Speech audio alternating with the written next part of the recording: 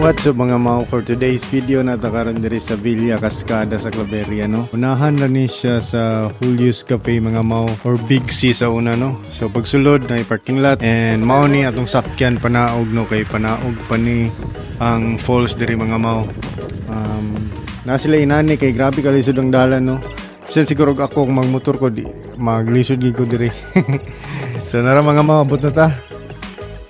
What's up mga mao, for today's video na napunta exploring a falls, no. Dire ni siya sa Claveria 955. So gitawag nila Kilubag Falls. So nani siya sa Villa Cascada, no. So tara atong tanawon kung saan na dito.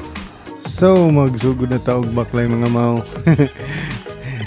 Baklay pa ni siya, no, paubos. Dali ra nun siya, dili kayo siya dugay mga mao. Yung siminto ra pod. So dol na diri mga mao, no. Di ra kayo siya layo, mga siguro 5 minutes walk ra ni.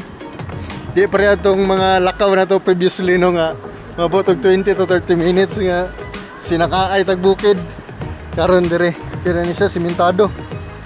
Plaster kay plaster. So advisable di magdala og pagkaon diri mga, or mag-order mo sa Julius Cafe, no.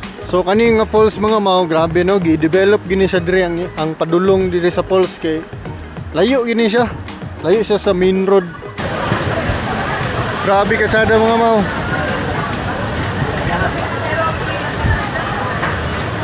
Duha ni ka falls diri mga mao, mo ning gamay nga falls, no. Mao gitawag og twin kay napoy isa diri mga mao sa iyang atbang ra gid, no. First time pa sa ako nakakita og inani nga plastara, no. Na form kulba kayo, nice. So mambak ta diri mga mao.